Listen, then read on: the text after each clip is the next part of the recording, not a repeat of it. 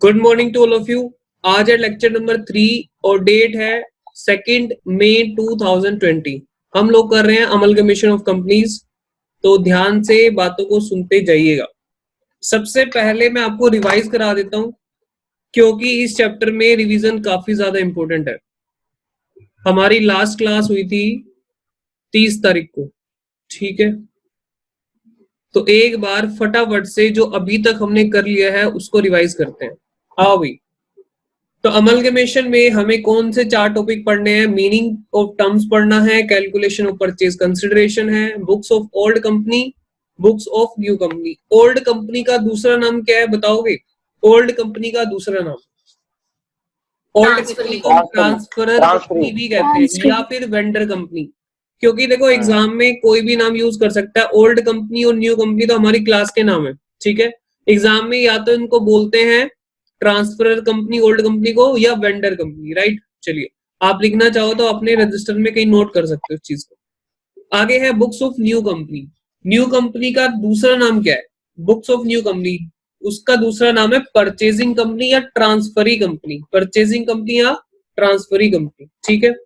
अच्छा, यहाँ पे मीनिंग ऑफ टर्म्स में हमने देखा था amalgamation, absorption and external reconstruction. Amalgamation में क्या होता है? 2 कंपनी जुड़ के एक नई कंपनी बन जाती है।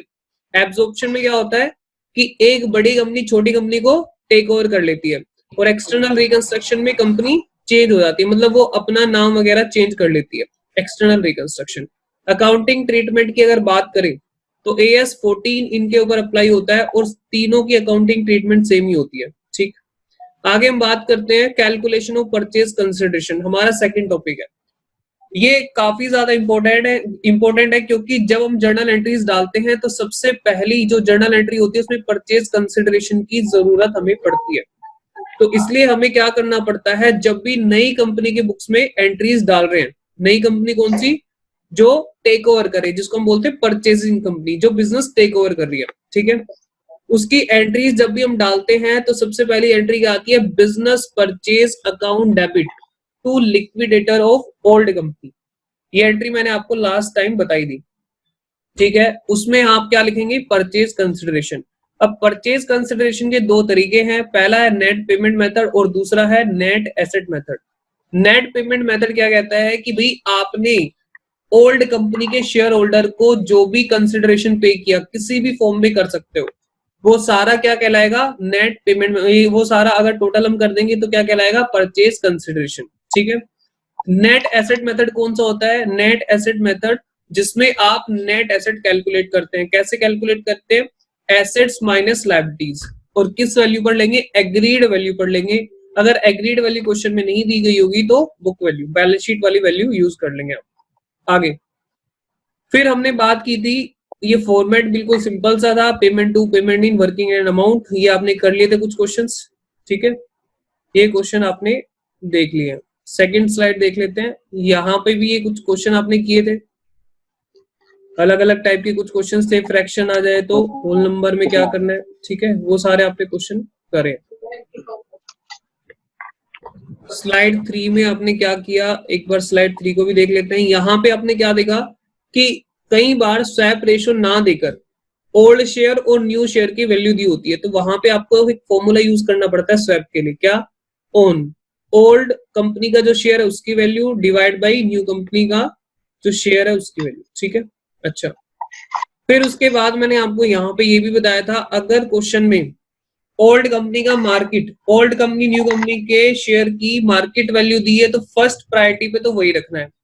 अगर क्वेश्चन में वो नहीं है तो क्या यूज करना है? Intrinsic value. इंट्रिंसिक वैल्यू क्या होती है कि आप ये मान लो कि कंपनी हाइपोथेटिकली लिक्विडेट हो रही है, मतलब आज की डेट में अगर कंपनी बंद हो जाती है तो उस केस में हमारे पास जो इक्विटी शेयर होल्डर है उनकी झोली में कितना पैसा आएगा, उनके पास क्या वैल्यू आएगी, ठीक है? उसके लिए हम क्या करते थे?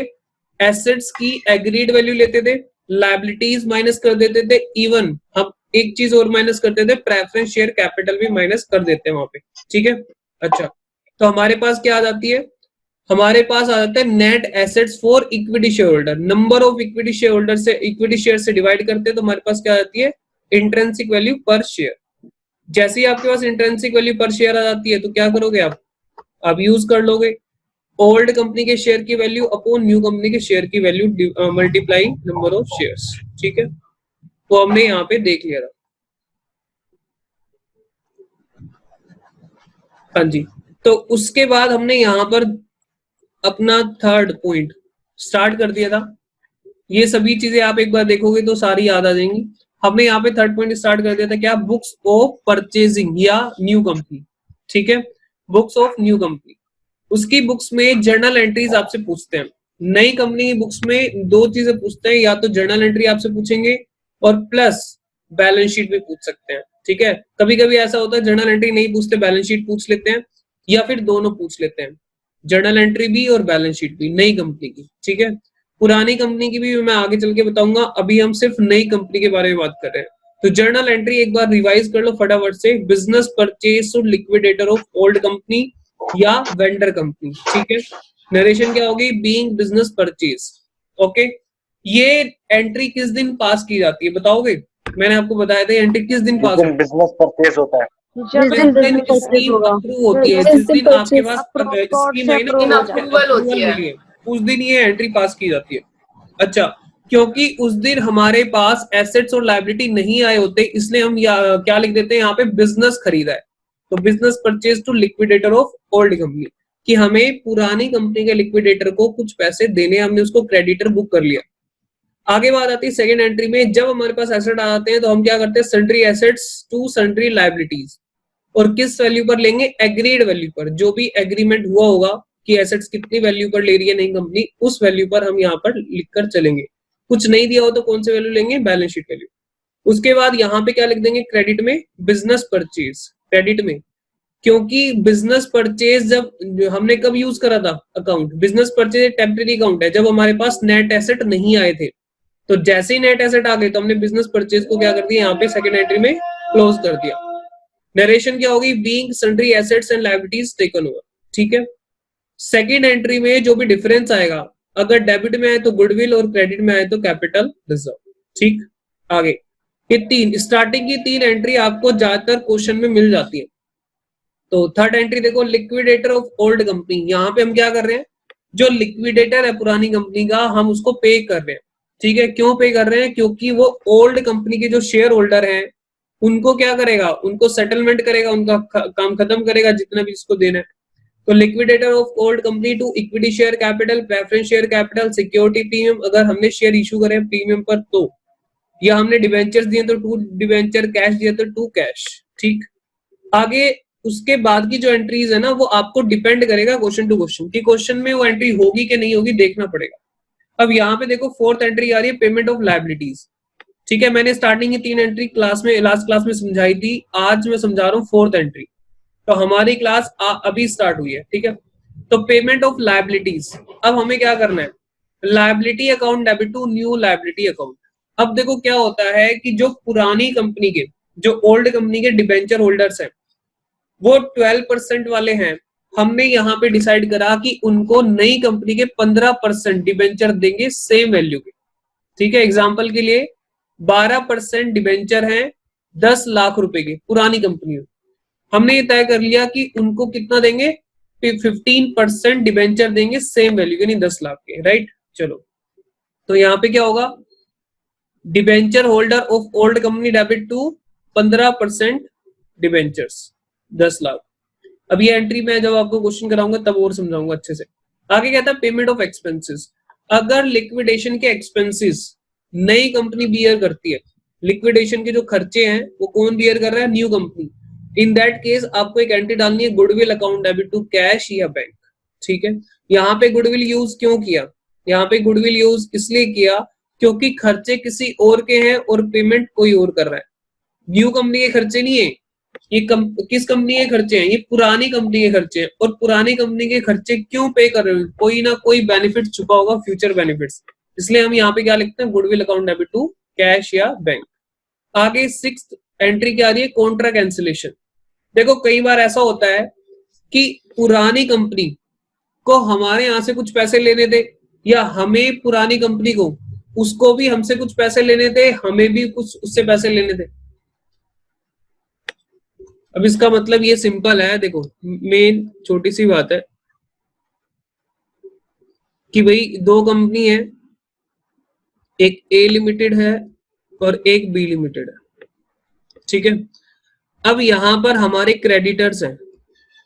ए लिमिटेड कौन सी है? टेक ओवर कर रही है, ए कंपनी बड़ी कंपनी है, तो हमारे यहाँ पर 10 लाख के क्रेडिटर है। अच्छा, इनके यहाँ पर डेटर हैं 50 लाख के, 50 लाख के यहाँ पे डेटर्स है बी लिमिटेड में। अब बात ये आती है कि भाई हमें ए लिमिटेड को बी लिमिटेड का, इसमें बी लिमिटेड को हमें पैसे देने हैं 2 लाख रुपए। 10 लाख में से 2 लाख किसको दे रहे हैं? बी लिमिटेड को, ठीक है। और जो डेटर बी ने जो डेटर 50 लाख के रिकॉर्ड करे हुए हैं, उसमें ए लिमिटेड को, ए लिमिटेड से कितने लेने हैं? 2 लाख रुपीज लेने हैं। बात समझ में आ रही है आपको? चेक करना जरा हाँ रही है भैया, आ रही है। कि भाई ए की में क्रेडिटर और डेटर है ना। हमें उसके ए लिमिटेड को देने हैं बी लिमिटेड के 2 लाख रुपए, तो वो कहाँ पे दिखाएंगे? क्रेडिटर में। और बी लिमिटेड को ए लिमिटेड से पैसे लेने हैं, तो वो कहाँ दिखाएंगे? डेटर में, ठीक है। अब बात ये आती है, क्योंकि हम बी लिमिटेड के डेटर ले रहे हैं, टेक ओवर कर रहे हैं डेटर्स, तो जब हम पूरे डेटर बी लिमिटेड के ले लेंगे अपने पास, तो उसमें मुझे बताओ हमारी बैलेंस शीट में कुछ पोजीशन ऐसी नहीं हो जाएगी? हमारे डेटर पहले से होंगे कुछ कुछ, ये 50 लाख के डेटर और आ गए, जिसमें कौन है? ए लिमिटेड ही खुद है। ही है 2 लाख तो। हाँ 2 लाख के वो तो खुद ही है। तो यहाँ पे हम क्या कर देते हैं? अपने यहाँ पे जो क्रेडिटर और डेटर को कैंसिल कर देते हैं, क्योंकि हमें ही हमसे पैसे लेने हैं, या हम ऐसे कह सकते हैं कि हमें ही अपने आप को पैसे देने हैं। तो इसलिए हमें क्या करना पड़ता है? कैंसिल करना पड़ता है। तो उतने अमाउंट से जो कॉमन अमाउंट है, ठीक है, हम क्या कर देते हैं? क्रेडिटर को खत्म कर देते हैं। तो क्रेडिटर को कम कैसे करा जा सकता है? क्रेडिटर अकाउंट डेबिट, और डेटर को कम करने की एंट्री, डेटर को कैसे करा जाएगा? टू डेटर्स अकाउंट, क्रेडिट करके। इसलिए कॉन्ट्रा कैंसिलेशन है। ये हो भी सकता है, नहीं भी हो सकता, डिपेंड करेगा क्वेश्चन टू क्वेश्चन। और क्वेश्चन जो 5वीं एंट्री है वो भी ऐसी है, वो भी ऐसे डिपेंड करेगी क्वेश्चन पे। आगे है any other entry as given in question. जैसे जैसे आगे हम क्वेश्चन में बढ़ेंगे तो बाकी एंट्रीज भी हमारे पास आएंगी, तो मैं वो डिस्कस आपके साथ करता चलूंगा, ठीक है। चलो, बाकी एंट्रीज में आपके साथ आगे डिस्कस कर दूंगा। तो एक काम करते हैं, फटाफट से हम अपनी स्लाइड पर आ जाते हैं, फटाफट। ये लो। अच्छा, आज मैं आपको कुछ क्वेश्चन दिखाने वाला हूं आपकी बुक से।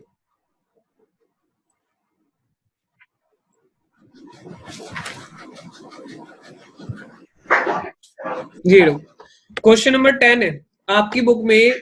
क्वेश्चन नंबर 10 है, इलिस्ट्रेशन नंबर 10। इस क्वेश्चन को आपको रीड करना है। एक्चुअल में देखो, क्वेश्चन को रीड करने का टाइम मैं दे देता हूं आपको, क्योंकि बिना रीड करे ना समझ नहीं आएगी बात। इसको जूम कर देता हूं, लो भाई। क्वेश्चन है, क्वेश्चन को अच्छे से रीड करना, ध्यान से पूरा जान लगा देना क्वेश्चन को पढ़ने में। मैं वेट कर रहा हूं, आप पढ़ रहे हैं।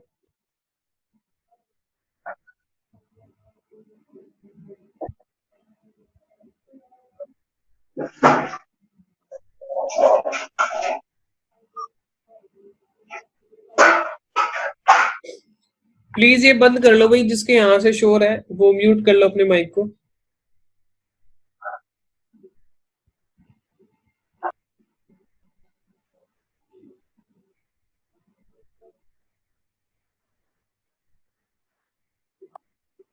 थोड़ा सा भी नीचे करना।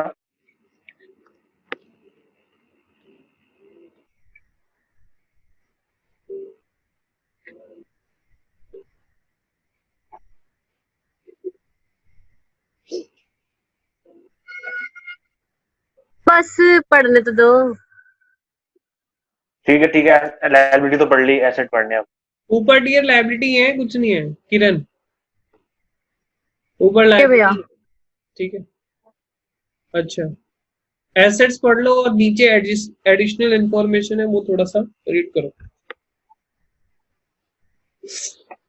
One of the toughest chapter में कंसिडर होता है अमलगमेशन।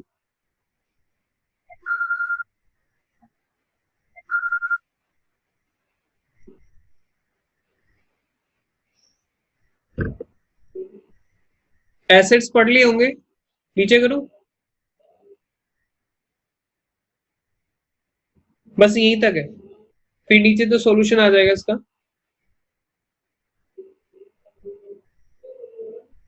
ये जो पांचवा पॉइंट है, देखो ये जो पॉइंट्स है ना, ये थोड़े टेक्निकल होते हैं समझने, तो थोड़ा थोड़ा समझ में आ जाएगा, कोई दिक्कत नहीं है। मेरे साथ साथ जब मैं दोबारा समझाऊंगा तो तब और ज्यादा क्लियरिटी आएगी। ये पांचों पॉइंट अभी छोड़ देना, आप टेंशन मत लेना इसकी, इसको मैं क्लियर करूंगा बाद में।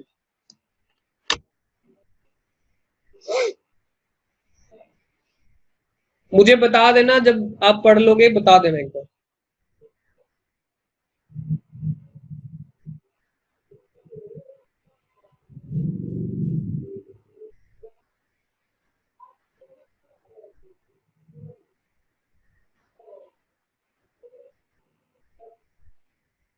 पढ़ लिया भैया। हाँ जी, हो गया भैया। पढ़ लिया, ठीक है। तो भैया कुछ भैया पढ़ लिया। कुछ तो नहीं समझ में आया, कुछ भारी भारीपन सा लग रहा होगा, कोई नहीं भी दिक्कत आ गया समझ में। अच्छा, थोड़ा आ गया, मतलब थोड़ा थोड़ा आ गया, ज्यादा तो नहीं आ वेरी आ गुड गया। Very good. अगर थोड़ा थोड़ा भी आ रहा है तो बहुत अच्छी बात है। चलो, अब पूरा थोड़ा हम यहाँ पे धीरे धीरे करेंगे तो समझ में आ जाएगा। सुबह लिमिटेड एब्जॉर्ब सुषमा लिमिटेड, नई कंपनी कौन सी है? सुबह लिमिटेड न्यू कंपनी है और Sushma Sushma limited limited old company है। विद पुरानी। Effect old from 1 company. April 2017 when their balance sheet as on 31st March 2017 were as under। तो ये है हमारी न्यू कंपनी और ये है हमारी ओल्ड कंपनी, ठीक है। अब सुनो, इक्विटी एंड लायबिलिटी में शेयर होल्डर फंड है, share capital 11% preference share 100 each. Normal बात है, आगे पढ़ता जा रहा हूं मैं, ये आपने पढ़ लिया। हाँ, आपको कुछ बातें यहाँ पे समझ नहीं आएंगी। एक्सपोर्ट प्रॉफिट रिजर्व क्या होता है, ठीक है। जनरल रिजर्व तो चलो आपको समझ आ ही गया होगा। नॉन करंट लायबिलिटी में यहाँ पर देखो 10% डिबेंचर है किसमें? सुषमा लिमिटेड में, और 15% डिबेंचर किसमें है? सुबह लिमिटेड, शुभम। ठीक है। नीचे नॉर्मल एसेट्स ही है, उसमें तो कोई खास बात है नहीं। सीधा नीचे आ जाते हैं, टर्म्स ऑफ अमलगमेशन। एक एक बात को पूरी ध्यान से, पूरे ध्यान से पढ़ना। पहले तो मुझे ये बता दो कौन से दो ऐसे पॉइंट है जिसमें मालिकों को पैसे देने की बात हो रही है। पैसे मतलब कंसिडरेशन देने की बात हो रही है। शेयर्स भी हो सकते पहला और हैं, दूसरा, ऐसा नहीं है पैसे। पहला और दूसरा। First and second. फर्स्ट और सेकंड, ठीक है। तो मुझे बताओ पीसी तो केवल इससे ही निकलेगी ना, हम्म, हाँ ठीक है। निकलेगी। अच्छा चलो, एक बार हम बात कर लेते हैं यहाँ पे। मैं एक बार बाकी तीसरा पॉइंट भी देख लेता हूँ। हाँ, तीसरे में डिबेंचर की बात है, डिबेंचर्स को कैसे हम सेटल करेंगे, और चौथे में एसेट लायबिलिटी को टेक ओवर की बात है, और पांचवा तो अलग ही है, ठीक है। तो एक काम करते हैं, सबसे पहला काम, अच्छा क्वेश्चन की रिक्वायरमेंट पढ़ो पहले। क्वेश्चन की रिक्वायरमेंट पढ़ो। You are required to compute purchase consideration. तो पहली रिक्वायरमेंट ही क्या है?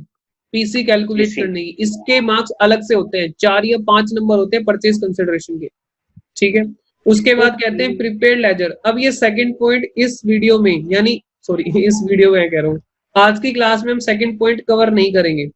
आज की क्लास में हम सेकंड पॉइंट कवर नहीं करेंगे। ये ओल्ड कंपनी की बुक्स में अकाउंटिंग ट्रीटमेंट है, उसके लेजर कैसे बनते हैं, ठीक है। अच्छा, और थर्ड पॉइंट में क्या लिखा हुआ है? पास journal entries and prepare balance sheet after amalgamation in the books of सुबा लिमिटेड। सुबा लिमिटेड कौन सी कंपनी है? New company. Applying purchase method, ठीक है। अच्छा, यहाँ पे क्या लिखा है? Applying purchase method. एक और मेथड है, उसका नाम है पूलिंग ऑफ इंटरेस्ट मेथड या मर्जर। मर्जर, ठीक है, वो बाद में आपको समझाऊंगा। लेकिन अभी हम किसके ऊपर फोकस कर रहे हैं? न्यू कंपनी की बुक्स में कैसे एंट्री करनी है, कैसे बैलेंस शीट बनानी है, उसके ऊपर। और दूसरी बात परचेज कंसिडरेशन, ठीक है। चलो, तो एक काम करते हैं, फटाफट से स्लाइड चेंज करते हैं और इसका आंसर चालू करते हैं। चलो जी, हाँ जी, सबसे पहले क्या लिखोगे? हेडिंग क्या लिखोगे? Calculation of calculation of PC, purchase consideration. सभी को याद है क्या था उसमें? Payment to payment Payment in, payment in, payment in. Working amount, working and amount. working amount. जो बच्चा इस चैप्टर को नहीं कर रहा होगा साथ साथ तो खत्म है उसकी कहानी, मैं पहले बता देता हूँ। और जिसने भी चैप्टर में एक भी छुट्टी लगाई तो बेकार हो जाएगा उसका अमलगमेशन।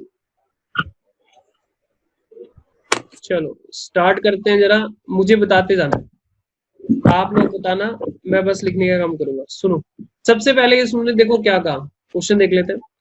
सुबह लिमिटेड यानी नई company will issue 8 equity shares, 8 equity share issue करेंगे। 5 equity shares in Sushma limited. Old company में हर एक 5 के बदले कितने शेयर देंगे? वो 8 शेयर देंगे नई कंपनी के। 8। और नई कंपनी का शेयर अगर यहाँ पे नहीं बताया तो ऊपर जाके चेक कर लो नई कंपनी का इक्विटी शेयर कितने का है। नई कंपनी का इक्विटी शेयर ऊपर जाके चेक कर लो कितने का है। 100 रुपए का। इक्विटी शेयर 100 रुपए के दोनों कंपनी के, ठीक है। 2 लाख। चलो तो बताओ जरा किसको पेमेंट की जा रही है? इक्विटी को, शेयर होल्डर को क्या दिए जा रहे हैं? इक्विटी शेयर्स दिए जा रहे हैं। अच्छा, इक्विटी शेयर्स दिए जा रहे हैं, ओके।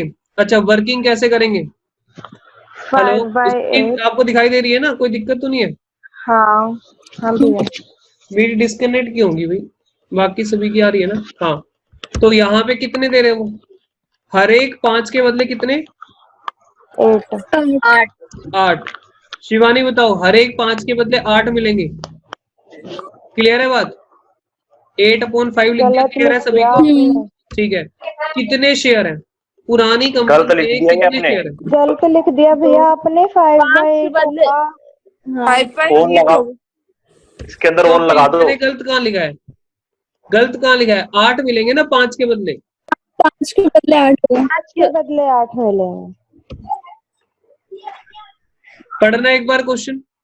सुबह limited will issue 8 equity share for every 5। 5 के बदले 8 दे रहे हैं या 8 के बदले 5 है? 5 के बदले 8 दे रहे हैं। तो ठीक तो लिखा है। तो 5 ऊपर आएगा ना? हाँ बस होगी ना, यहीं से दिक्कत शुरू, यहीं से दिक्कत शुरू होगी। आगे तो बहुत आगे जाना है मुझे। अमलगमेशन में यही तो दिक्कतें हैं और क्या है। अब बच्चे को यही नहीं समझ में आता 5 ऊपर लिखूं क्या 8 ऊपर लिखूं? भाई 8 के बदले 5, सॉरी यार मैं भी कंफ्यूज। 5 के बदले 8 के बदले 8 दे रहे हैं। 5 के बदले 8। मुझे बताना सुबह लिमिटेड में कितने नंबर ऑफ शेयर्स हैं? सुबह लिमिटेड में सुषमा ओल्ड कंपनी में कितने शेयर हैं? 20 ओल्ड कंपनी में कितने? 2000 शेयर है ना। ओल्ड कंपनी के शेयर यहाँ से निकलेंगे, 2000 डिवाइड बाय 100, 2000 शेयर है तो 2000 से मल्टीप्लाई करूंगा मैं, ठीक है। और नई कंपनी के शेयर की वैल्यू, इक्विटी शेयर की वैल्यू 100 है, वो हमने देख ली थी पहले। अब चेक करो जरा, राउंड फिगर में आ रहा है 2000 डिवाइड बाई 5, तो ये 3200 शेयर आ रहे हैं, बिल्कुल ठीक है, फ्रैक्शन नहीं आ रही है। 3200 मल्टीप्लाई 100 कितना हो गया? 3,20,000। चेक करो, 3,20,000 चेक कर लो। सही है, सही है। उसके बाद आगे चलते हैं, नीचे आ जाओ। यहाँ पे सेकंड पॉइंट देखो क्या कह रहा है, ध्यान से पढ़ना। 11% preference share holder, 11% preference share holder of Sushma limited will be issued equal number of equity shares in सुबह लिमिटेड। अच्छा, क्या प्रेफरेंस वालों को भी इक्विटी दे रहे हैं? चेक करना, वही दे रहे हैं। ये कह रहे हैं जो 11% प्रेफरेंस शेयर है ना, देखो कितने हैं 11% प्रेफरेंस शेयर, देखो कितने नंबर है? 2000 है, 2000 है ना। हाँ, वो कह रहे हैं सेम नंबर दे रहे हैं, 2000 को 2000 ही दे रहे हैं, लेकिन क्या दे रहे हैं? इक्विटी दे रहे हैं, इक्विटी शेयर्स। तो क्वेश्चन को ध्यान से पढ़ना होता है कि वो प्रेफरेंस को भी इक्विटी तो नहीं दे रहे, क्योंकि प्रेफरेंस को इक्विटी भी दे सकते हो, डिवेंचर भी दे सकते हो, प्रेफरेंस भी दे सकते हो, कैश भी दे सकते हो, कुछ भी दे सकते हो, एनी फॉर्म, ठीक है। कितने नंबर है? 2000 दे रहे हैं, इसमें तो कैलकुलेट करने की जरूरत ही नहीं। और 100 रुपए का क्या है? 1 है, तो कितने हो गए यहाँ पे? 2 लाख 2 लाख ठीक है, 5-20 और कुछ भी है क्या? कोई कैश वैश भी दे रहे हैं? कुछ और तो नहीं। लिखा नहीं है, चेक कर लो, कुछ और तो लिखा नहीं है। नहीं। मालिकों को कुछ क्या बात? और पैसे नहीं दिए जा रहे, तो कितना हो गया यहाँ पे? 5-20 5-20 5,20,000। तो ध्यान से सुन लेना, परचेज कंसिडरेशन 4 नंबर का तो कम से कम आ ही जाता है एग्जाम में, अलग से पूछा हुआ है। जैसे बच्चे ने परचेज कंसिडरेशन कैलकुलेट करके दिखा दिया, 4 नंबर उसके हो गए पक्के, भले ही उसने आगे कुछ करा कि नहीं करा। ठीक है, अब आगे चलते हैं। अब हम क्या करेंगे, जर्नल एंट्रीज डालेंगे, जर्नल एंट्रीज पास करेंगे। किसकी बुक्स में पास कर रहे हो? इन द बुक्स ऑफ सुबह लिमिटेड, सुबह लिमिटेड की बुक्स में काम हो रहा है। सबसे फर्स्ट जर्नल एंट्री याद करो, क्या बताई थी? Business business purchase, purchase to purchase account liquidator of old company. Business purchase account debit, liquidator of, liquidator of कौन सी कंपनी है? सुषमा, सुषमा लिमिटेड। ठीक है, ये ओल्ड कंपनी का नाम लिखना है आपको, किस कंपनी का लिक्विडेटर है। अच्छा, तो बिजनेस परचेज कितने में करा भाई? तय कितने में हुआ? 5,20,000। 5-20 नरेशन क्या लिख दोगे? Being business purchase, being business purchase. जैसे स्कीम अप्रूव हुई तो हमने एंट्री डाल दी। अच्छा, क्योंकि हमें एसेट्स और लायबिलिटी अलग अलग नहीं पता थे, तो जब हमें ये पता लगे तो हम एंट्री किस उस दिन क्या डाल देंगे? Assets account debit to business purchase. ठीक है, एक काम करते हैं, एसेट्स उन्होंने कुछ बोला है यहाँ पे, उन्होंने यहाँ पे कुछ बोला है। फोर्थ पॉइंट देखो क्या कह रहा है। फोर्थ पॉइंट में कह रहा है all the assets and liabilities of Sushma limited are taken over. सभी एसेट सभी लायबिलिटी टेक ओवर हुई है एट Book value। वैल्यूज। सभी एसेट लायबिलिटी बुक वैल्यू पे टेक ओवर हुई है एक्सेप्ट द फॉलोइंग, इनको छोड़कर। चलो एक काम करते हैं, इनको देख लेते हैं हम। फिक्स एसेट कितने में टेक ओवर हुए हैं? Fix asset eight 10% more than the book value, मतलब 110% में। स्टॉक 1,44,000 में, डेटर 1,25,000 में, बिल रिसीवेबल 81,000 में। इनको छोड़कर बाकी सभी एसेट बुक वैल्यू पर टेक ओवर हुए, एसेट और लायबिलिटी दोनों। ठीक है, लिखे एक बार, लिखना शुरू करें। हाँ जी, तो लिखना स्टार्ट करो। तो उन्होंने क्या बोला था? फिक्स्ड एसेट, एक बार ऊपर चलना जरा, फिक्स्ड एसेट निकालना जरा कितने के। फिक्स्ड एसेट में यहाँ पे क्या क्या है हमारे पास? लैंड एंड बिल्डिंग है, प्लांट एंड मशीनरी। आप अलग अलग लिखोगे, और ध्यान रखना ये नई कंपनी है, ये वाली फर्स्ट वाला कॉलम न्यू कंपनी का, ये है ओल्ड कंपनी का, तो ओल्ड कंपनी के ले रहे हैं हम, ओल्ड कंपनी का ध्यान देना। तो सबसे पहले फिक्स्ड एसेट कौन सा आ रहा है? Land and building 1,54,000। ठीक है, कितना? 1,40,000 है, 54 कितने 10% ज्यादा पे 110%। 1,54,000 हो गया।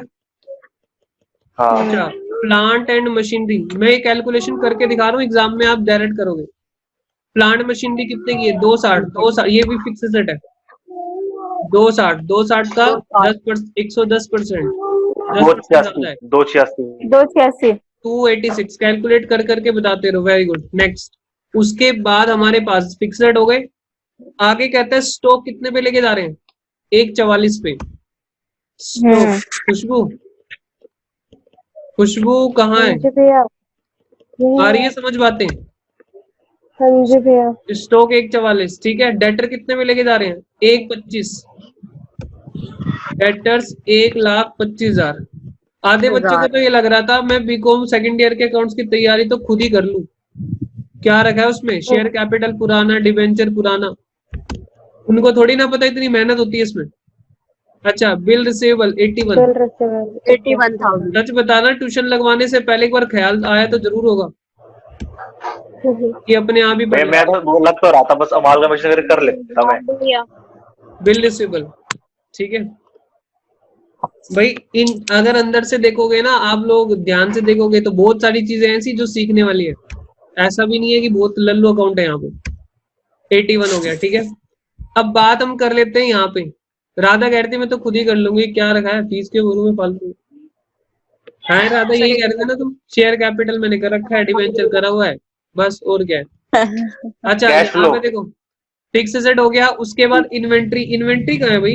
इन्वेंट्री 144 में हमने कर लिया ना, हाँ आराम से चलो, जल्दी नहीं है। डेटर भी मैंने देख लिया, डेटर भी था नीचे। बीआर देखो, बीआर भी हो गया। अच्छा, और क्या BR भी बचा? हो गया। कैश, कैश बचा। तो कैश तो इसी वैल्यू पे ले लो ना, कैश तो इसी वैल्यू पे ले लो, 10,000। 10,000। अच्छा सर, कैश भी टेक ओवर हो जाता है? अरे हाँ भाई, कैश भी तो टेक ओवर होता है। गले में जितना कैश पड़ा होता है ना, उसको बोल देते हैं कुर्सी छोड़ दे, आज से कुर्सी किसकी होगी? मेरी होगी। ठीक है, जितना गले में कैश पड़ा वो भी हमारा। अच्छा, ये हमने एसेट्स कर लिए, चेक करो एक बार, एसेट्स की एंट्री डाली है मैंने।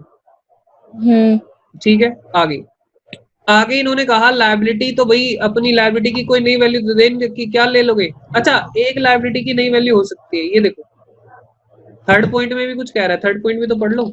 एक लायबिलिटी के बारे में कुछ कह रहे हैं, 10% debenture holder of old company are discharge by.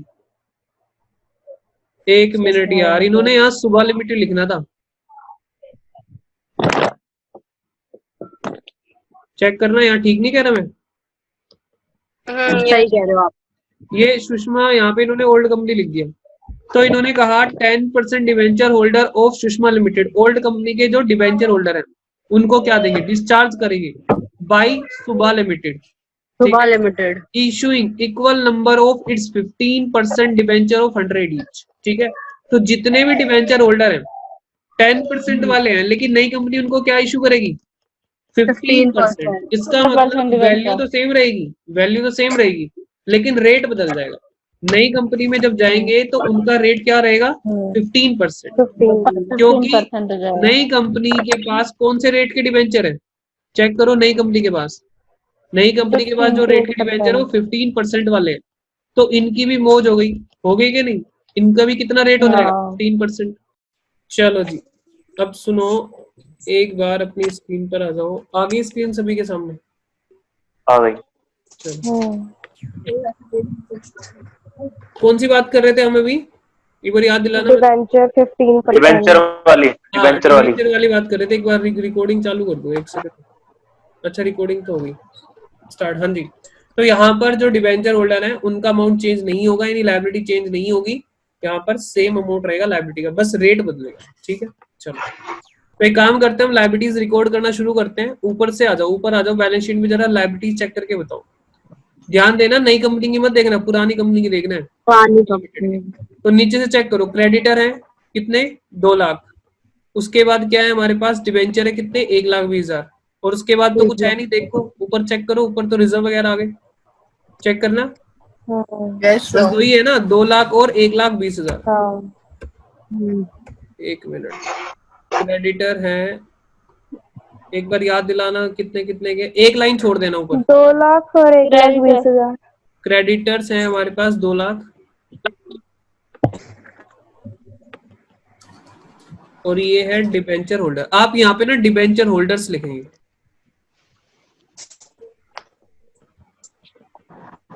ऐसा क्यों?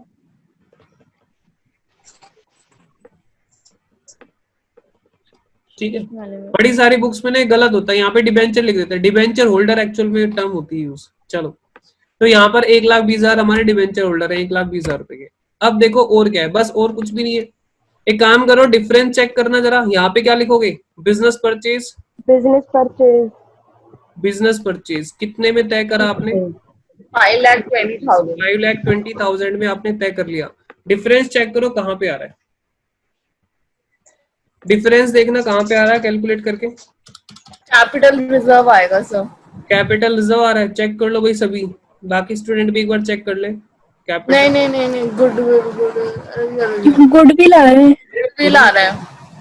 40,000 रुपये गुडविल आ रही है। 40,000 की गुडविल, तो यहाँ पे डेबिट साइड पर हम लिख देंगे गुडविल अकाउंट 40,000 ना। ठीक है, तो ये हमने बैलेंस फिगर कैलकुलेट कर लिया। अच्छा, यहाँ पे नरेशन क्या यूज हो जाएगी? Being sundry assets and liabilities taken over. अच्छा, मजे की बात ये है, जैसे जैसे एंट्री करते जाओगे आपके नंबर बनते चले जाएंगे। सेकेंड एंट्री क्लियर है? किसी को डाउट तो नहीं है इसमें? नहीं सर, किसी को डाउट नहीं है। क्लियर अब है। क्या करोगे, जो लिक्विडेटर है और थर्ड, तो तीन एंट्री घटी रटाई है, बिजनेस परचेज, दूसरा एसेट लायबिलिटी की, तीसरी लिक्विडेटर को पेमेंट करने की। Liquidator of Sushma limited.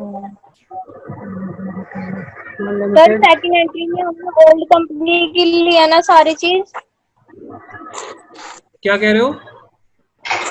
Sir old company के लिए है ना हमने ये ओल्ड लायबिलिटी और कंपनी एसेट। ना माय डियर, नई कंपनी ओल्ड कंपनी के एसेट अपने एसेट बना रही है, उसके अपने एसेट तो है ही है ना, उसके अपने, उनको अपने बनाने की क्या जरूरत है भाई? अपने एसेट तो डेबिट है ही है, उनका तो डेबिट ही बैलेंस है ना। पुरानी कंपनी के एसेट मैंने लिए हैं। तो देखो हमने यहाँ पे क्या किया है, एसेट्स जब हमारे पास आ रहे हैं पुरानी कंपनी के, तो एसेट्स हमारे पास क्या होंगे, सभी एसेट्स क्या हो जाते हैं, डेबिट। और पुरानी कंपनी की जो लायबिलिटीज वो हमारे पास क्रेडिट हो गई। बिजनेस परचेज को छोड़ देना, इसमें ये भी आ गया। तो मैं यहीं तक कह रहा हूँ, पुरानी कंपनी की ये लायबिलिटी। अगर ध्यान से देखोगे तो ये नेट एसेट है, इतना पोर्शन जो है ना, ये नेट एसेट है। ये क्या हो रहा है, नेट एसेट आ रहे हैं हमारे पास, टोटल एसेट्स माइनस लायबिलिटी। अच्छा, liquidator of Sushma limited, liquidator को कितना वादा करा था, ऊपर चेक करना, लिक्विडेटर को कितना, 5,20,000। 520। तो 520। हाँ। अब आपका जो वर्किंग नोट बनाया ना, आपने परचेज कंसिडरेशन को कैलकुलेट करने का एक नोट बनाया था, पेमेंट टू पेमेंट इन वाला। अब वहां पे आ जाओ, वहां पे चेक करो क्या दिए जा रहे हैं। यहाँ पे देखो क्या दिया जा रहा है, यहाँ पे इक्विटी शेयर होल्डर को क्या दे रहे हैं, नई कंपनी दोनों को क्या दे रही है, इक्विटी शेयर्स दे रही है, नई कंपनी दोनों को, ठीक है। तो अब यहाँ पर इक्विटी शेयर दिए जाएंगे, और मुझे नंबर दिखाओगे, नंबर कितने इक्विटी शेयर दिए जा रहे हैं यहाँ पे, 2,000। देखो यहाँ पे 4,000 2000 मल्टीप्लाई 8 डिवाइड बाई 5। भैया आवाज कट रही है आपकी, आवाज नहीं आ रही, अजीब सी आवाज आ रही है। आवाज नहीं आ रही भैया और सही। 2,000। मैं बोल ही नहीं रहा, मेरी आवाज कैसे प्लीज ये बंद करो, ये बीच में कोई कचकच कर रहा है। अब ध्यान से सुनना, हेलो, अब बताना मेरी आवाज आ रही है? हाँ ठीक है भैया। हाँ भैया। बहुत सारे बच्चे ना साथ बोलते तो समझ नहीं आता एक्चुअल में बोल ही नहीं रहा था, बोल तो कोई और रहा था, बीच में कोई स्टूडेंट बोल रहा था, उसकी कचपच हो रही थी आवाज। हाँ। तो सारे एक साथ बोलते हैं, कुछ समझ नहीं आता। क्या कह रहे हो? मैं कह रहा हूँ भाई सारे एक साथ बोलते हैं ना, कुछ समझ नहीं आता। हाँ, मेरे वो तो सारे एक साथ बोलने लगे थे बोलते ना, तो एक मिनट रुको, सारे एक साथ मत बोलो। इक्विटी शेयर दे रहे हैं, ध्यान रखना। तो हम यहाँ पे एंट्री क्या करेंगे, यहाँ पे एंट्री होगी equity share capital, equity shares capital. और ध्यान से बताना, क्योंकि यहाँ पे मुझे नंबर भी, नई कंपनी में बैलेंस शीट बनाऊंगा ना, तो नंबर भी चाहिए मुझे। बताओ ऊपर जाके नंबर कितने हैं? 32। 30 नहीं, 3200 तो 3200 तो पहले वाले, और 2000 और है, तो कितने हो गए? 4200 हो गए ना। 4,200। और 100 रुपए का, ध्यान से देखना, 100 रुपए का एक शेयर। तो इशूड एट पार है या प्रीमियम है? इशूड एट पार ही है ना, पार पार है। तो कितना हो गया? 4200 और 100 रुपए का 5,200। हाँ, वही लिखा है भाई, वही लिखा है। रुको, मैं अभी भी देखो नहीं लिखा। 5,000 आपको दिखाई नहीं दे रहा, मैं लिख चुका हूँ। 5,200 कितना हो गया? 5,20,000। 20,000। हाँ, 5,20,000। बस ये ध्यान से देखना है। अच्छा, जो वर्किंग नोट हमने बनाया ना पीसी को कैलकुलेट करने का, वो आपको यहाँ पे काम आएगा जब लिक्विडेटर को सेटलमेंट कर रहे होगे, ठीक है। अब यहाँ पे उसके बाद हम आगे चलें। 3 एंट्री तो मेरी हर क्वेश्चन में होनी है, चेक कर लो, ये 3 एंट्री में कोई दिक्कत तो नहीं है। फर्स्ट एंट्री में तो किसी को दिक्कत होने वाली नहीं है, पीसी कैलकुलेट जिसकी होगी फर्स्ट एंट्री समझ लो उसकी हो चुकी है। सेकंड एंट्री में भी कोई खास दिक्कत नहीं है, जिसको बोले एग्रीड वैल्यू उसको एग्रीड वैल्यू पे ले लो, जिसको कुछ ना बोले उसको बुक वैल्यू पे ले लो, ठीक है। अगर कोई एसेट नहीं ले रहा होगा तो क्वेश्चन बताएगा, क्योंकि आपको थोड़ा ना सपने आएंगे कि ये एसेट नहीं ले रहे हम, क्वेश्चन बता के चलेगा मैं ये एसेट नहीं ले रहा हूँ, तो कोई बात नहीं, वो हम नहीं लेंगे। आगे बात आती है थर्ड एंट्री की। थर्ड एंट्री में लिक्विडेटर को 5/20 देने हैं, तो 5/20 में हमने दिया क्या है, क्या दिया है, इक्विटी शेयर दिए, बस हमने इक्विटी शेयर कैपिटल लिख दी। क्लियर है तीनों एंट्री जी। फोर्थ एंट्री देखो ध्यान से, फोर्थ एंट्री ध्यान से देखना, जो ये डिबेंचर होल्डर थे ना सुषमा लिमिटेड वाले, इनको सेटलमेंट करी जाएगी। Debenture holders of Sushma limited, कितनी है इनकी पेमेंट, 1,20,000। और ध्यान दो, इनको ये बोला गया था नई कंपनी इनको 15% डिबेंचर देगी, 15% डिबेंचर्स देगी, तो इनको डिबेंचर्स दे दिए 1,20,000। चेक करना जरा फोर्थ एंट्री, सही है, ठीक है, क्लियर है। सही है भैया। अब क्वेश्चन में clear आके है। देखो, क्वेश्चन में कोई कॉन्ट्रा कैंसिलेशन वाली एंट्री या कोई और एंट्री, खर्चे वर्चे पे करने की एंट्री कुछ बोला है, चेक करते जाओ, चारों पॉइंट चेक कर लो। चारों पॉइंट में आपको ना तो कोई कॉन्ट्रा कैंसिलेशन की एंट्री मिलेगी, ना ही उन्होंने कोई खर्चे वर्चे पे करे लिक्विडेशन के, अगर पे कर रहे होते तो उसकी एंट्री आ जाती, कॉन्ट्रा कैंसिलेशन होती तो वो भी एंट्री कर लेते हम, ठीक है। यहाँ पे एक नई एंट्री ये वाली है, export profit reserve is to be capped for 3 years, you are required to. जब भी ऐसे रिजर्व आए, ये जो रिजर्व है ना मैं आपको अलग से लिखवा दूंगा, export profit reserve, development rebate reserve, कुछ अजीबो गरीब से नाम है।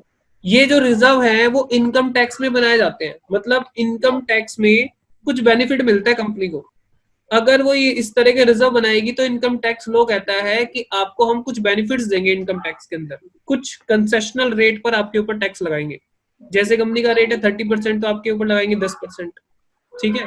तो वहां पे कुछ हमें क्यों बनाने पड़ते हैं, इनकम टैक्स की कंप्लायंसेस करने के लिए, राइट। अगर आपने इनकम टैक्स में PGBP, profit and gain from business and profession पढ़ा होगा तो ये आपको थोड़ा थोड़ा समझ में आ जाएगा, ठीक है। तो बात ये सुन लो कि हमें क्या करना होता है, आपको कुछ रिजर्व बनाने होते हैं, तभी आपको कुछ डिडक्शन मिलती है, कुछ बेनिफिट मिलता है, समझ आ रही है। अब हुआ क्या, देखो ध्यान से, पुरानी कंपनी में जैसे गवर्नमेंट ने बोल दिया कि आप एक रिजर्व बनाओ, तो आपको एक्सपोर्ट में जो भी टैक्स लगेगा वो लगाएंगे नहीं, हम छोड़ देंगे। हालांकि ज्यादातर गुड्स पे एक्सपोर्ट में टैक्स नहीं लिया जाता, लेकिन कुछ गुड्स पर लिया जाता है। तो अब गवर्नमेंट क्या दे रही है, गवर्नमेंट आपको 8 सालों का एक टाइम दे रही है कि 8 सालों तक टैक्स नहीं लगाएंगे अगर आपने एक्सपोर्ट प्रॉफिट रिजर्व मेंटेन करा तो, ठीक है। आपको रिजर्व बना के रखना है क्रेडिट साइड, लायबिलिटी साइड पर। अब ये किसके लिए फायदा था, सुनो, बोलो मत प्लीज यार, बोलो मत।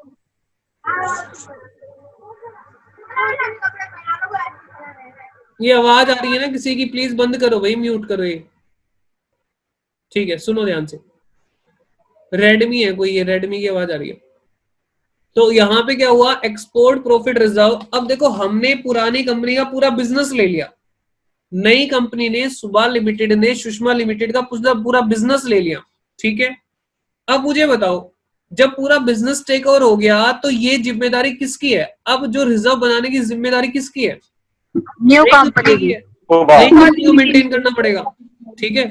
अब देखो क्या दिक्कत है, क्योंकि इनकम टैक्स वाले नई कंपनी को बेनिफिट नहीं देंगे, फिर वो अगर नई कंपनी में वो रिजर्व मेंटेन नहीं किया गया जो पुरानी कंपनी मेंटेन कर रही थी, तो जो इनकम टैक्स वाले हैं वो उस चीज का बेनिफिट नई कंपनी को नहीं देंगे, नहीं दे देंगे, तो इसलिए क्या करना पड़ेगा, जैसा रिजर्व वो मेंटेन कर रहे थे, कौन, पुरानी वैसे कंपनी, रिजर्व मेंटेन वैसा ही रिजर्व मुझे भी मेंटेन करना पड़ेगा, ये है कंडीशन, ठीक है। अब दिक्कत ये है कि ये रिजर्व हमने बनाया तो है नहीं, अगर नई कंपनी कोई नया रिजर्व बनाए तो एंट्री क्या होती है, P&L टू नया रिजर्व, लेकिन ये रिजर्व कोई कंपनी ने नई कंपनी बनाएगी नहीं, उधर से उनका रिजर्व यहाँ पे लेकर आई, जैसा वो बना रहे थे वैसे ही यहाँ पे बनाएगी, तो उसकी जर्नल एंट्री है, इसको बोलते हैं स्टैट्यूटरी रिजर्व क्रिएट करने की एंट्री। अब यहाँ पे इंस्टीट्यूट ऑफ चार्टर्ड अकाउंटेंट से पूछा गया कि भाई, सीए इंस्टीट्यूट में फोन करके पूछा गया कि भैया ये बताओ कि ऐसे केस में हम कैसे कंप्लायंसेस करें, इनकम टैक्स वाले तो हमें छूट नहीं देंगे।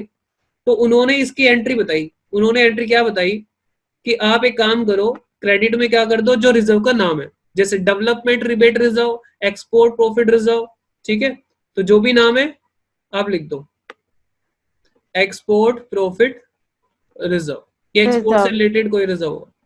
रिजर्व क्रेडिट होते हैं, हम क्रेडिट कर लो।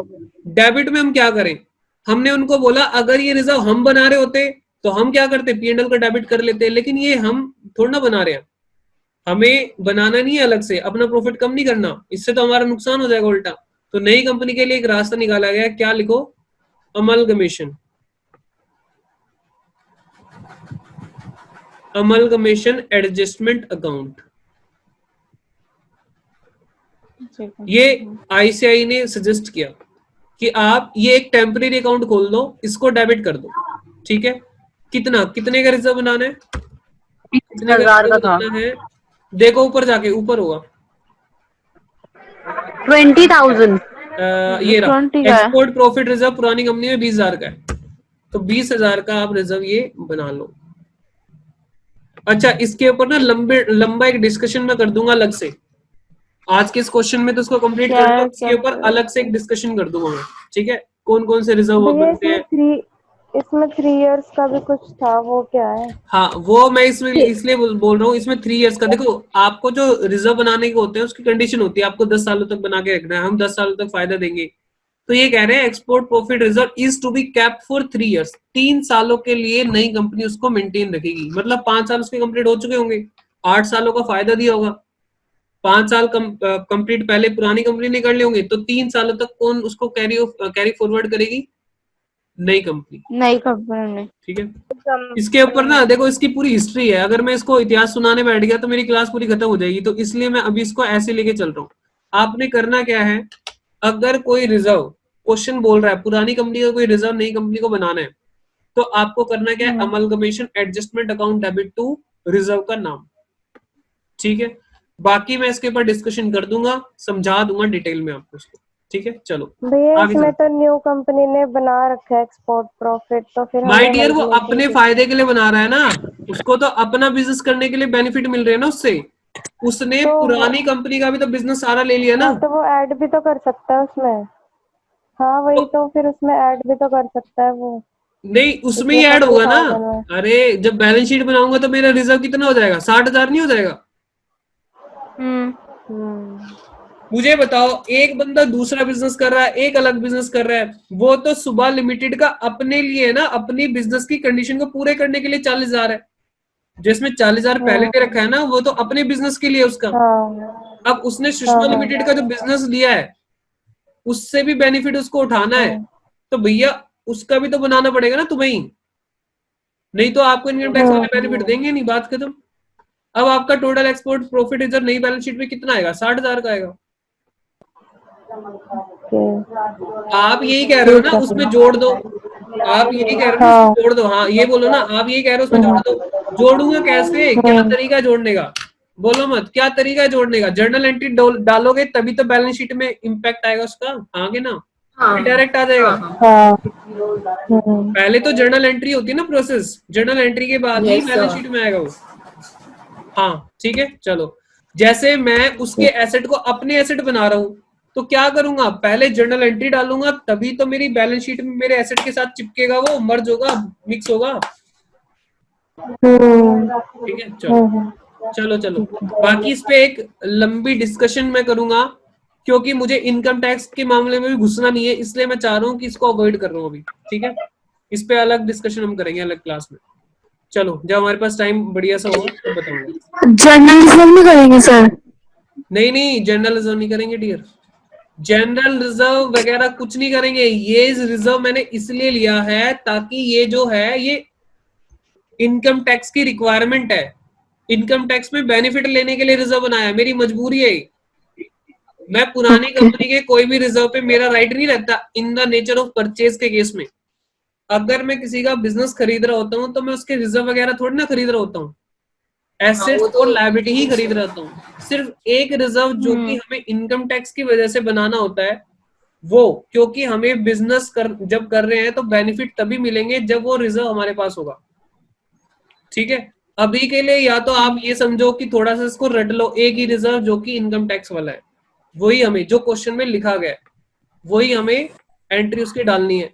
बाकी नेक्स्ट क्लास में इसको मैं डिस्कस करके समझा दूंगा, क्योंकि अभी थोड़ा सा आपको ऐसा लग रहा है कि भाई एक रिजर्व ही क्यों लिया बाकी क्यों नहीं लिए, थोड़ा सा मुझे लग रहा है कि समझ नहीं आई बात, तो इस पे लंबा डिस्कशन मैं छेड़ ही दूंगा। मैं इसलिए नहीं छेड़ता, कई बार बच्चे ना बोर हो जाते हैं, इसलिए नहीं छेड़ता, फ्रैंकली स्पीकिंग इसलिए नहीं बताता कि कई बार ना बच्चे बोर हो जाते हैं, इतना इन डेप्थ क्यों बता रहे हो। ठीक है, अगली क्लास में जरूर बताऊंगा, आपका डाउट बिल्कुल 100% खत्म हो जाएगा। भैया एक चीज पूछनी है, ये रेवोल्यूशन रिजर्व का मतलब बताओ कि क्या होता है? रिवैल्यूएशन रिजर्व तो नॉर्मली डियर जो हमारे एसेट्स वगैरह होते हैं उनको हम रिवैल्यू करते हैं, उससे बनता है। जो एसेट्स वगैरह होते हैं हमारे, उनको हम रिवैल्यू करते हैं, उससे बनता है रिवैल्यूएशन रिजर्व। ठीक है, चलो आगे चलते हैं जरा। फिर 6 नंबर पे और कोई एंट्री इसमें नहीं है, और कोई एंट्री इसमें नहीं है। मैं दोबारा एक बात बोल देता हूँ आपको, सभी बातें दोबारा से रिवाइज करा देता हूँ। अगर क्वेश्चन ने ऐसा बोला है कि भाई ये वाला रिजर्व आपको इतने सालों तक रखना है, कंटिन्यू करना है, तो आपको क्या एंट्री डालनी है? Amalgamation adjustment account debit to statutory reserve. Statutory reserve का जो भी नाम होगा, जैसे इसमें बोला गया एक्सपोर्ट प्रॉफिट रिजर्व, वो भी वहां पे आपको रख के चलना है। ठीक है, चलो बाकी कोई रिजर्व आपको नहीं लेना होता। अच्छा, किसमें नहीं लेना होता? अभी हम कर रहे हैं in the nature of purchase. अब आगे जाके एक मेथड आएगा in the nature of merger. Merger में हम मिक्स करते हैं बिजनेस को, एज इट इज मिला देते हैं, तो वहां पे हमारे रिजर्व भी टेक ओवर होंगे, सब कुछ टेक ओवर हो जाएगा एज इट इज, सब कुछ। लेकिन ध्यान रखना ये परचेज के सवाल चल रहे हैं, अभी मर्जर पे में नहीं आया अभी तक मैं। तो अगर ये थोड़ी थोड़ी बातें बोलो, कंफ्यूज तो हो गए डियर, थोड़ा बहुत तो कंफ्यूजन इसमें रहेगी, ऐसा नहीं है एक क्लास में चैप्टर नहीं होने वाला, 3 क्लासें अभी हुई हैं, अभी लंबा चलेगा ये। तो जो अगर हम किसी की कंपनी को टेक ओवर करते हैं तो जो उनके जनरल रिजर्व वगैरह होते हैं वो तो इक्विटी शेयर होल्डर में ही डिस्ट्रीब्यूट होगा ना, हम उनके जनरल रिजर्व वगैरह थोड़ा टेक ओवर करते हैं। यही तो कह रहा हूं मैं, अभी यही तो समझा रहा था, वो तो मालिकों के है ना भाई, वो मैं नहीं ले सकता। और ये भी रिजर्व, पता है क्या, ये भी रिजर्व मैंने लो की जो हमारा इनकम टैक्स है उसकी कंडीशन को फुलफिल करने के लिए लिया है। ये भी रिजर्व में नहीं ले सकता, अदरवाइज कोई भी रिजर्व नहीं ले सकता। बस ये कह रहे हैं कि ये हमें बनाना पड़ेगा, एक एंट्री डालनी पड़ेगी आपको, अगर आपको लो की कंडीशन फुलफिल करनी है तो, नहीं तो आपको बेनिफिट नहीं मिलेंगे। अगली क्लास में इसके ऊपर डिस्कशन कर दूंगा, बात अभी क्लोज करते हैं इसकी। ठीक है, और बताओ। तो अभी जैसे कि आपने दूसरी एंट्री की थी जो कि एसेट्स हमने उधर की कंपनी की टेक ओवर किए थे, उसके बाद लाइबिलिटीज में जो डिबेंचर्स था ना, तो आपने उधर डिबेंचर होल्डर क्यों लिखा? आप 8% डिबेंचर 15% डिबेंचर तो लिख ही सकते थे ना उधर ही। नहीं, 15% नहीं लिख सकता। क्यों सर? 15% नहीं लिख सकता डियर, वहां पे देखो, यहाँ पे 15% में कैसे लिख दूं? मेरे नए डिवेंचर नए इशू हुए कहाँ है अभी? मैं तो अभी टेक ओवर कर रहा हूँ, अभी हुए नहीं है।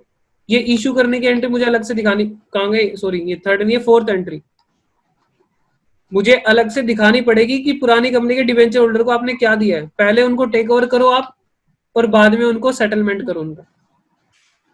पहले आप उनको अपनी तरफ टेक ओवर करो, पहले लो और बाद में उनका सेटलमेंट करो।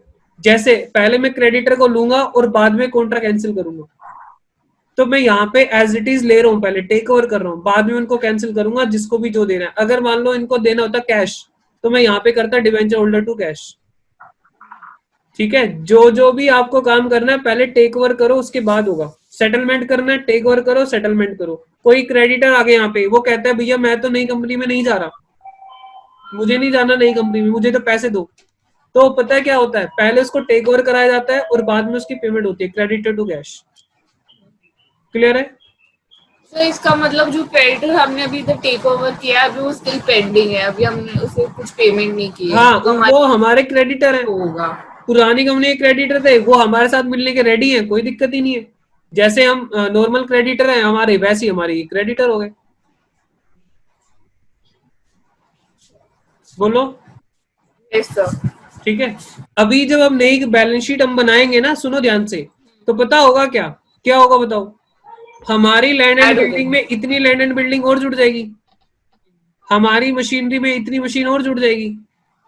हमारी जो मशीन, मैं किसकी बात कर रहा हूँ? सुबह लिमिटेड की बात कर रहा हूँ। सुबह लिमिटेड के स्टॉक में इतना स्टॉक और बढ़ जाएगा, इतने डेटर और बढ़ जाएंगे, इतना बीआर और, इतना कैश और, इतना। हाँ, याद रखना, थोड़ा सा एक ध्यान रखना, गुडविल और कैपिटल रिजर्व अगर हमारे जर्नल एंट्री में दोनों आ रहे हैं, गुडविल भी आ रहा है, कैपिटल रिजर्व भी आ रहा है, तो आपको एडजस्ट करके लिखना होता है। एडजस्ट मतलब नेट रिजल्ट देखना होता है। देखो नीचे भी गुडविल आ रहा है, नीचे और कहीं गुडविल नहीं है, वैसे यहाँ पे एक ही गुडविल आ रहा है, तो गुडविल कितना दिखलाओगे आप? 40,000। ठीक है, और कोई डाउट किसी को है क्या? बोलो जल्दी जल्दी, फिर नहीं तो मैं आगे बढ़ूं। नहीं, कोई डाउट नहीं है भैया। ठीक है, देखो ध्यान से सुनो, ये डाउट ना इस चैप्टर में एकदम से खत्म नहीं होंगे। आपको लग रहा है ये एकदम से खत्म हो जाए, सब कुछ नहीं होंगे। चैप्टर ये टेक्निकल चैप्टर में से है, तो धीरे धीरे ही सभी चीजें सेटल होंगी इसमें। ठीक है, अब सुनो ध्यान से। अब मुझे बताओ यहाँ पे मेरी बैलेंस शीट में क्या क्या इंपैक्ट आएगा।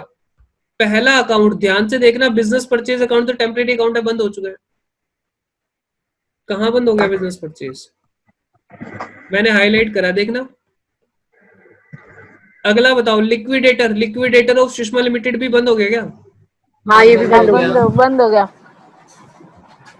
क्योंकि जो बचे रहेंगे वही तो बैलेंस शीट में जाके बैठेंगे। हाँ बोलो भाई, ऑब्वियस बात है, जो बचे होंगे बैलेंस वही तो जाएंगे। ठीक है, बाकी देखो और क्या है, और सब बचे। अच्छा, डिबेंचर होल्डर ये वाले, एक मिनट, अब हमारी नई वाली बैलेंस शीट में डिबेंचर होल्डर ये हो गए डेबिट नीचे, और यहाँ पे डेबिट हो गए। तो हमारी नई वाली बैलेंस शीट में कितने डिबेंचर जाएंगे? 15% के, 15% के एक भी। ठीक है। अच्छा, बाकी देखो अब क्या क्या लिखना है मुझे बताते जाना, ध्यान से बताते जाना। पहली एंट्री तो हमारी पूरी हो चुकी है, कोई दिक्कत नहीं है इसमें, यहाँ से कुछ नहीं जाएगा। नई वाली बैलेंस शीट में यहाँ से कुछ नहीं जाएगा। ठीक है, नई वाली बैलेंस शीट में जो भी आपके एसेट्स हैं उनमें ये एसेट जोड़ देना। लैंड एंड बिल्डिंग में लैंड एंड बिल्डिंग जोड़ देना, प्लांट मशीनरी में प्लांट मशीनरी जोड़ देना, स्टॉक में स्टॉक, ऐसे। ठीक है, अच्छा उसके बाद क्रेडिटर में क्रेडिटर जोड़ देना। नीचे चेक करो, यहाँ पे इक्विटी शेयर कैपिटल इतने से बढ़ जाएगी, 5 लाख। ठीक है। उसके बाद हमारे डिबेंचर 15% वाले नई कंपनी में हैं, इतने और बढ़ जाएंगे, और ये अमलगमेशन में ऐड जाएगा। ठीक है। और export profit reserve liability side में आएगा। वैसे ना पहले से भी 40,000 का था, 60,000 हो जाएगा। और ये कहाँ जाएगा? ये institute of chartered accountant of India ने कहा है नॉन करंट एसेट में दिखाओ। और कहाँ दिखाओ? अदर में।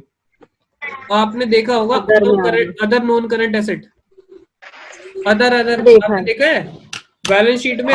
बड़ा बोलते हैं other non current asset, other current asset. हाँ भैया, आज आपने उसका यूज देख लिया। इन्होंने कहा अदर में डाल दो। यार ये हमें समझ नहीं आ रहा कहाँ पे लिखे कि अमलगमेशन की एडजस्टमेंट करने की वजह से एक टेम्परेरी अकाउंट खोल दिया हमने।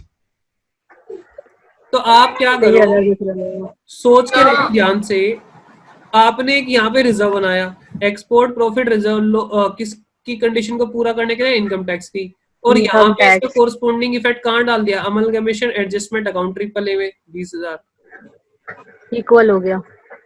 कोई इससे कोई फर्क पड़ ही नहीं रहा है। नहीं बस ये है, इनकम टैक्स वाले ये देख लेंगे बना हुआ है, ओके जी आपको बेनिफिट दे देंगे। जहां आपका 30% का टैक्स रेट लग रहा था, आपको 15% देना पड़ेगा टैक्स। बस वो ये देखेंगे एक्सपोर्ट प्रॉफिट रिजर्व बना रहे हैं ना? हाँ बना रहे हैं, ठीक है। बैलेंस शीट भी खुद बना लेंगे। हाँ मैं वही तो डियर मैं वही बोलना चाह रहा था, बैलेंस शीट तो खुद बन जाएगी। बैलेंस शीट में कुछ है ही नहीं अब इसमें। पुरानी वाली बैलेंस शीट को लेते जाओ, एक एक आइटम को देखते जाओ, ऐड लेस करते जाओ उसमें, आगे ना चलो। वैसे मुझे बैलेंस शीट बनवानी थी लेकिन हमारा टाइम इसमें ज्यादा लग गया, इसलिए मैं बैलेंस शीट अभी अवॉइड कर रहा हूँ। एक काम ना करें, इसकी बैलेंस शीट है क्या मेरे पास? नीचे डायरेक्ट ही देख लें। नहीं ये तो ओल्ड कंपनी के अकाउंट्स आ गए। चलो इधर आना एक बार, दूसरी वाली स्लाइड पे। बस क्लास खत्म ही करेंगे, रुको। भैया बैलेंस शीट है। बैलेंस शीट कहाँ है? बैलेंस शीट डियर वो थोड़ी बहुत ही होगी। नहीं पूरी है। पूरी है क्या? हाँ पूरी है मेरी बुक में। अरे आपकी बुक में तो है भाई, तो होगी, बुक में तो होगी डियर। भैया हाँ जी बोलो। भैया कल की क्लास मत रखना, कल संडे। क्या कह रहे हो? कल की क्लास नहीं रखनी? अरे भैया रखना है संडे घंटे 1 घंटे। क्या संडे? मत रखना क्लास। देख लूंगा भाई, मेरे को भी काम हाँ। होता है। 1 मिनट रुको। मेरी बात सुनो, क्वेश्चन नंबर 17 पढ़ो। बढ़िया बड़े छाट के क्वेश्चन ला रहा हूँ आपके लिए। सुनो ध्यान से, बस ये 17 में पीसी कैलकुलेट करा दो, बाकी सारा काम खुद कर लेना। पीसी ओके कैलकुलेट भैया। करा दो। कह रहा है यहाँ पे देखो यहाँ पे कौन सी कंपनी दी है, अनाथ लिमिटेड। लो जी, कंपनी अनाथ है तो the following is the balance sheet. मैं इसको थोड़ा बड़ा कर दूं। 10 मिनट मेरे पास बचे हैं, 10 मिनट के अंदर पीसी कैलकुलेट करा देना, 10 मिनट में क्लास ओवर हो जाएगी। यहाँ पे कह रहा है following is the balance sheet of Anath limited as on 31 March 2017। Equity and liabilities यहाँ पे दी है, शेयर होल्डर फंड है, शेयर कैपिटल है 90,000 इक्विटी शेयर है, 10 का एक है, ठीक है। अच्छा, अनाथ लिमिटेड ये ओल्ड कंपनी होगी वैसे ज्यादातर, मैं अभी लिख देता हूँ, ये ओल्ड कंपनी मिलेगी, ओल्ड कंपनी की बैलेंस शीट देते हैं वो, ठीक है। अच्छा, उसके बाद जनरल रिजर्व है, सरप्लस है, लॉन्ग टर्म बोरिंग है। आगे कहा इन्होंने क्रेडिटर है, और यहाँ पे टेंजिबल में बिल्डिंग प्लांट फर्नीचर, इंटेंजिबल में ट्रेडमार्क, नॉन करंट इन्वेस्टमेंट है 1/15 की, बस नॉर्मल है एसेट्स। मेन गेम तो यहाँ पे है, जिसने ये समझ लिया ना, ये वाला पोर्शन जिसने ये समझ लिया उसका अमलगमेशन हो जाएगा। अनाथ limited was absorb by Nath limited. नई कंपनी कौन सी है? नाथ लिमिटेड। नाथ लिमिटेड। ये ओल्ड हो गई, ये न्यू हो गई। अनाथ ऑब्जर्व कर on the following terms and conditions. First point पढ़ना क्या है, assume all liabilities and to acquire all asset except investment को छोड़ के। भैया इन्होंने इन्वेस्टमेंट छोड़ दी, अब छोड़ दी तो मैं क्या करूं? छोड़ दी तो छोड़ दी, आप भी छोड़ देना, छोड़ दी तो छोड़ दी। ठीक है। अच्छा, मैंने बताया था ना, आप बताएगा वो, which were sold by अनाथ limited at 90% of book value है। ये क्या कहना चाह रहे हैं? होल्ड कर दी। Assume all liabilities and to acquire all assets which were sold by अनाथ limited at 90% of book value। तो भैया एसेट्स जो है ना 90% लेने हैं आपको, बुक वैल्यू का कितना? 90%। 90%। आगे कह रहा है डिस्चार्ज द डिबेंचर्स। अच्छा, डिबेंचर होल्डर की बात चालू हो गई, इसको तो मैं पीसी में कंसिडर करूंगा ही नहीं। ये बोल कौन रहा है? ये अपना म्यूट कर लो यार, तुम लोगों को रेडमी म्यूट करो, ठीक है। Trademark were found useless. Trademark में कोई दम नहीं है, बेकार है वो, जीरो के हैं ट्रेडमार्क। कहाँ गए ट्रेडमार्क? ये रहे, यूजलेस है, बेकार है। नई कंपनी कह रही है तुम्हारे ट्रेडमार्क किसी काम के है ही नहीं। आगे इशू ऑफ, देखो यहाँ पे क्या कह रहा है, issue of 1 equity share of ₹10 in Nath limited. नई कंपनी का शेयर कितने का है? तो फेस वैल्यू कितनी है? 10 की।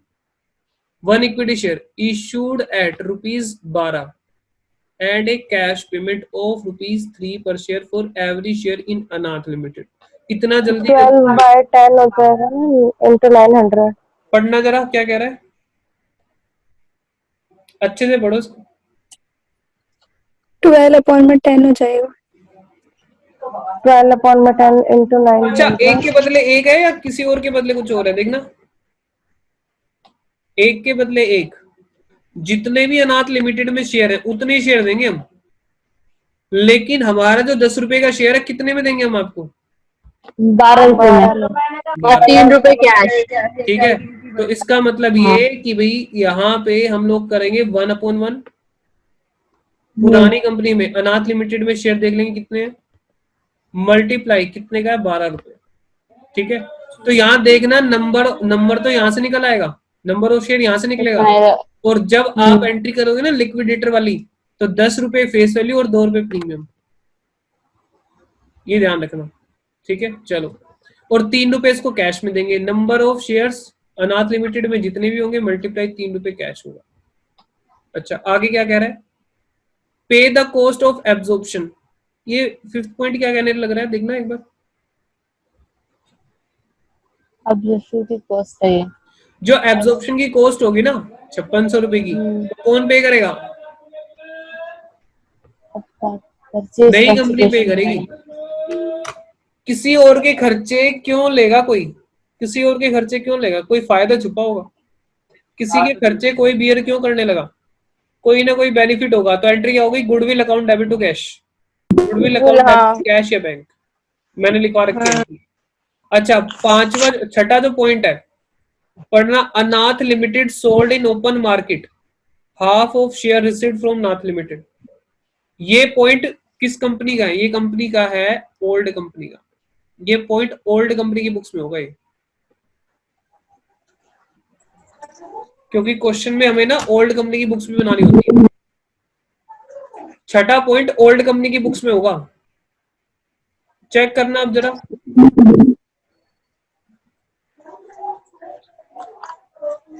चेक करना, कुछ कुछ बातें समझ में आई होंगी। देखना ये इक्विटी शेयर्स, आप पीसी देखो, इनकी पीसी कैलकुलेट कर दी इन्होंने 13,50,000। पीसी कैलकुलेट कर दी इन्होंने 13,50,000। 90,000 इक्विटी शेयर है नाथ लिमिटेड में, और एक शेयर के कितने दे रहे हैं? 12 रुपए, तो 10,80,000। और 90,000 के बदले कितने दे रहे हैं?